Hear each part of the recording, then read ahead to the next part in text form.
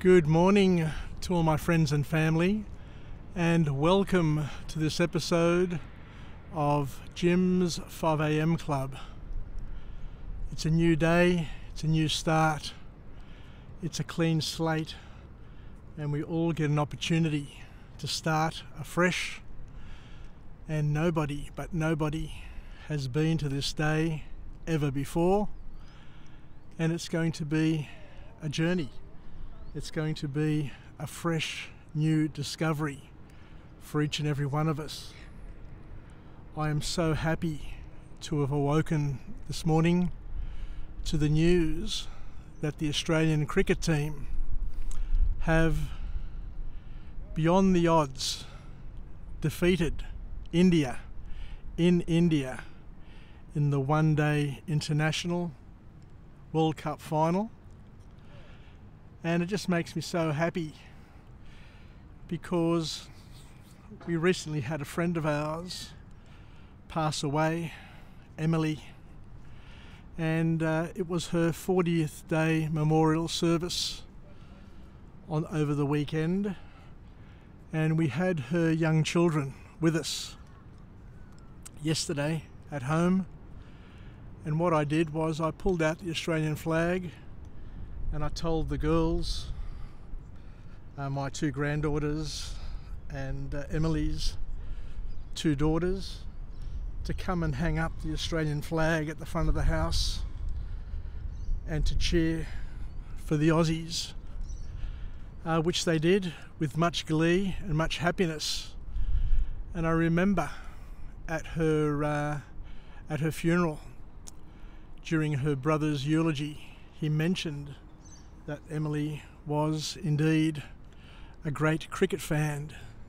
She loved cricket and she also loved the Swannies. So with that in mind, what I tried to do yesterday was to sow a seed and to create hopefully some joy in her children. And as I said, the Aussies went into the final as rank outsiders. There were 130,000 spectators in the stadium there, which 99% of them would have been supporters of the Indian team. And the Aussies, the mighty Aussies, just performed tremendously well. One of the great catches in the game there, just seemed like it was impossible, but it just stuck. And the history now has Australia winning that match, winning the final, and making us all very, very proud. What I want to do today, given that it's such a beautiful spring Sydney morning, is to continue my series of all that I've ever learned from the great man Tony Robbins over the years, and to talk a little bit more about some of the things that I've learnt, and to seek an opportunity to get a huge passenger liner going under that harbour bridge.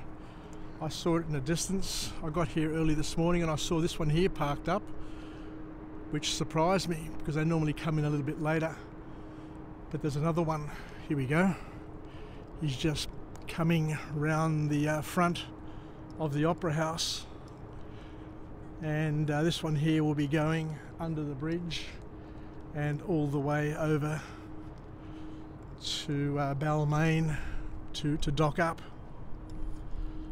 So it's always exciting seeing these ocean liners, these passenger ships coming into our harbour, into this beautiful Sydney harbour, and going under the iconic harbour bridge and passing by the Opera House early in the morning like it is today. And in case you're not aware, we have a visitor today to our shores, and we've got a seal, as you can see. So the seal is going to be part of the audience watching this ocean liner go under the harbour bridge. And what we'll try and do is we'll sneak in a sunrise if we can, over there behind me. It's probably about 10 minutes away. So what we'll do is we'll try and do a number of things at the same time. But I think just standing here with our friend the seal and watching this beautiful ship named the Pacific Adventure, a P&O ship, go under the bridge will be something nice to do. Anyway, what I want to talk to you about today is what Tony Robbins said at the recent UPW seminar, and I'll pull out my notes and I'll focus on one or two things that he said.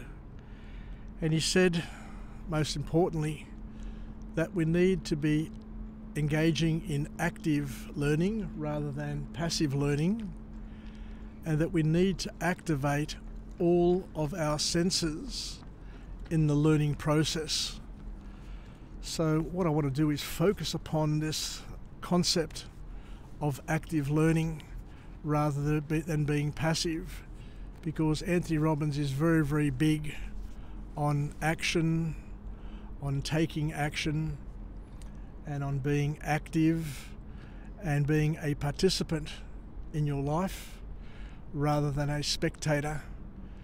And what he says is that we need to activate all of our senses. And when we talk about the senses, we've got 5 senses that we normally refer to. We've got sight, we've got hearing, we've got taste, we've got smell, and we've got touch and feel.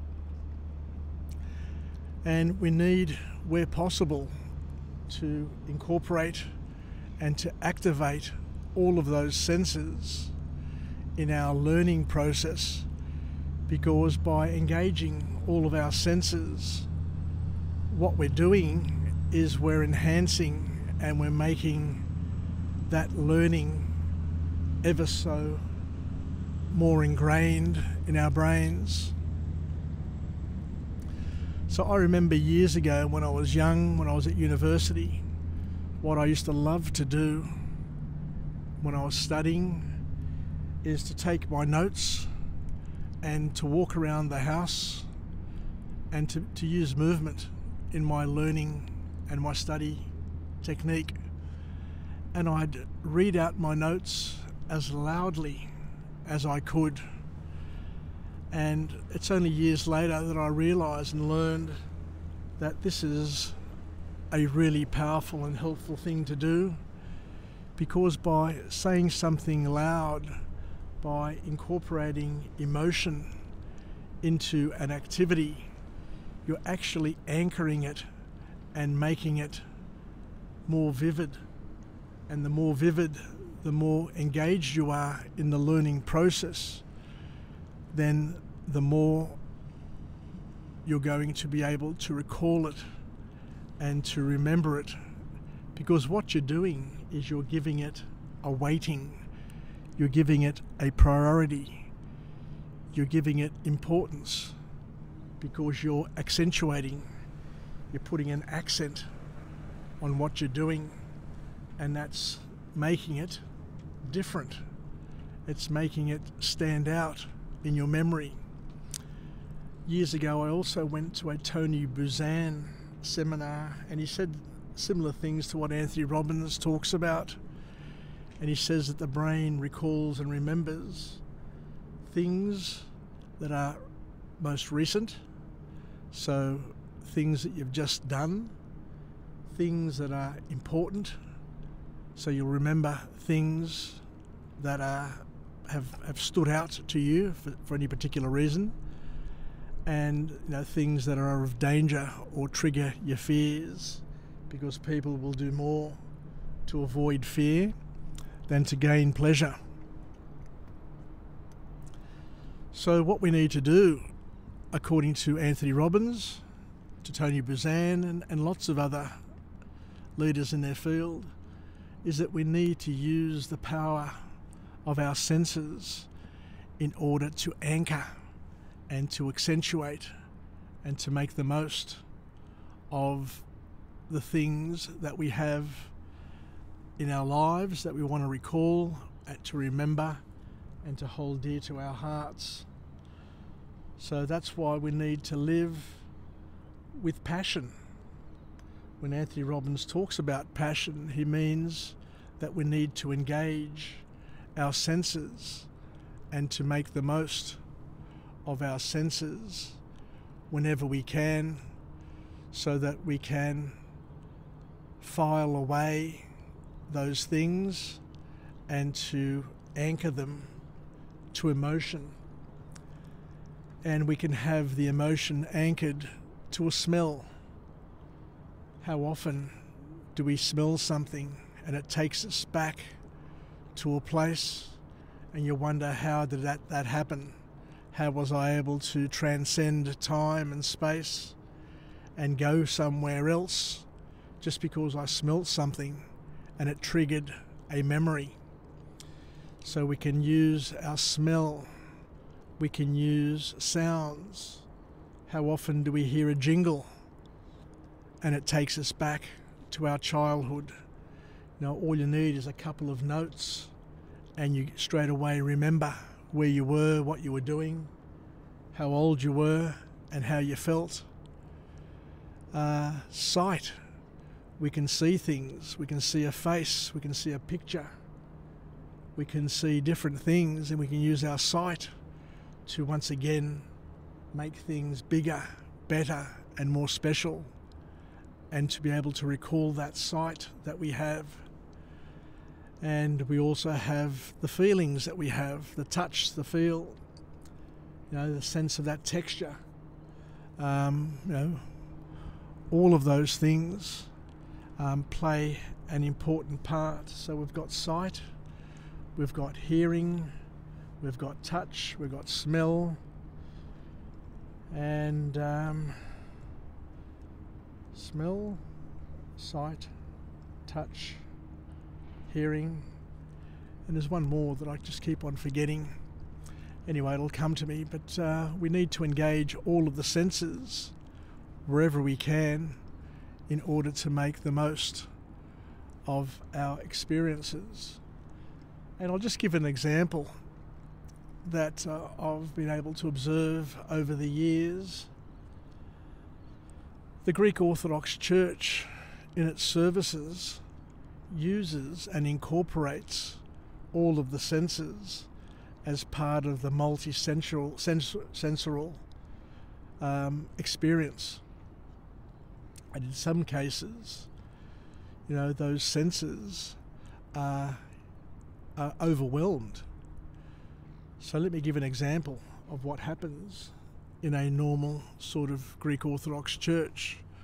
So when you go into a Greek Orthodox church, there are many visuals, there are icons, there are colours, there are pictures which adorn the walls, the ceilings. Everywhere you look, there is just vibrant and vivid colour that are there to stimulate and wake and to engage your visual senses. There are sounds. There is the service which is sung. There is a choir that partners and complements and supplements the priest. There are bells that are rung to once again invite the senses to become part of the service. So you've got these sounds, lots and lots of sounds, different sounds, but these sounds make you feel and trigger other emotions. So you've got the sight, you've got the hearing, you've got the smells, when you go into a Greek Orthodox church, that you'll feel, or you'll smell the smell of incense, which once again is one of those pungent, really uplifting smells that are used to purify the sanctuary and purify the church, and to scare away and to push away the evil spirits. And that smell is part of the service. You know, you go in there, so you've got your smell, you've got your nose. Oh, here we go again. Look what we've got here. We've got another little ray. I remember seeing one on the other side there. Just beautiful. You come here and you're just part of nature. You can see so much happening in the harbour here. We've got a seal over there on the steps. We've got a ray here in the water. And it's one of the biggest harbours in the world. And years ago you would have thought that the pollution would have scared all of these beautiful living creatures away. But here we are in 2023, and we've got rays. There's a couple of rays there. There's two there together. How beautiful. How beautiful is that? And that's one of the beauties of Jim's 5am Club, that we can capture these things, these events, and talk about them and experience them together.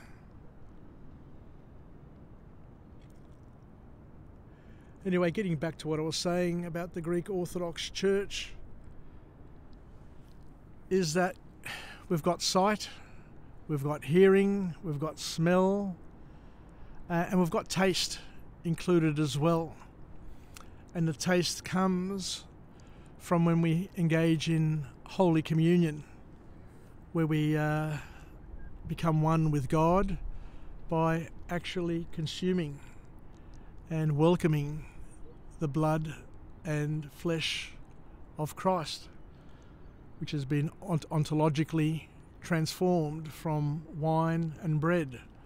So we get to taste things. We also get, at the end of the service, the holy bread, which is the adidro, which once again you eat and you taste, and it's part of the experience. Here we got the ray again, just surfacing. And the last thing of all is the touch, where we go into the church and we venerate the icons. We kiss the icons. We light candles, so you get the feeling of the candle, the texture of the candle as you're lighting it. You kissed the priest's hand. So once again, there's lots of opportunities to engage all of those different senses, and that's the beauty of this multi-sensual experience known as the Greek Orthodox Church, and the services that are held throughout the year and over time. So what we're encouraged to do in our lives, according to the big man Tony Robbins, is to try and turn our experiences from a mundane 5 or 6 into a 7, 8, 9 or 10. And we can do that by learning the tricks of how to get the most out of an experience, to be a gap filler. And what the big man Tony Robbins says is the way you do it is by incorporating and engaging your senses, by using your imagination, by being able to add sensual experience and passion to all the things, to your thoughts, to your activities, so that you're making the most. You're being present. You're being here. You can see, you can hear, you can smell. Now I can smell the fuel of that boat going past. I can hear it, I can see it, can't quite taste it. But then again, you know, it's all part of learning how to do things, to associate, to anchor experiences to your senses, so that when they are recorded in your subconscious, then they can be recorded vividly. They can be ingrained with deepness, so that you can then go back and relive those experiences as best you can. Now, whilst I'm taking video now, it's only a two-dimensional sort of activity. You know, you can get the sound, you can get the sights, but you can't get. You can get the sound, you can get the sights, you can't get the smell, you can't get the taste, but you can create the feeling. Because once again, the big man Anthony Robbins reminds us that the brain, whilst it is a powerful and complex organism and a great tool, it can be misleading, because the brain can delete, distort, and make things different to what they are. So what we're saying here is that we need to engage wherever possible all of our senses, and I can smell the seal down there. So he's giving me a multi-sensorial experience as well. So we need to engage and use our senses to get the most.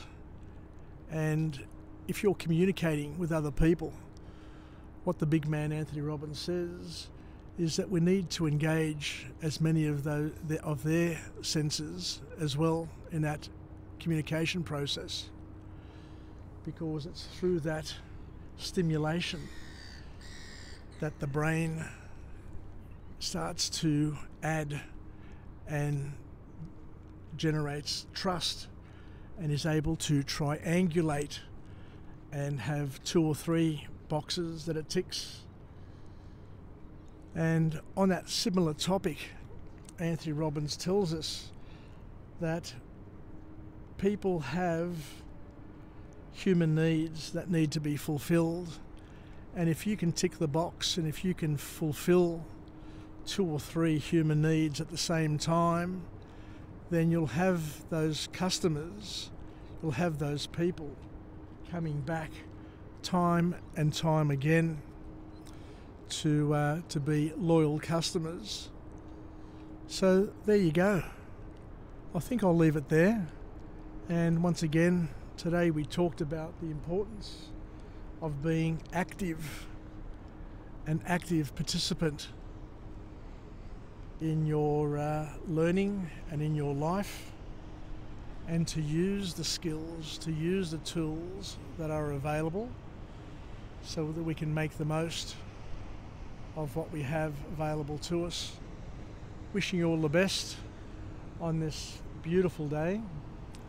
A little bit overcast, but it's going to burn off, no doubt, and be a beautiful blue skied spring day.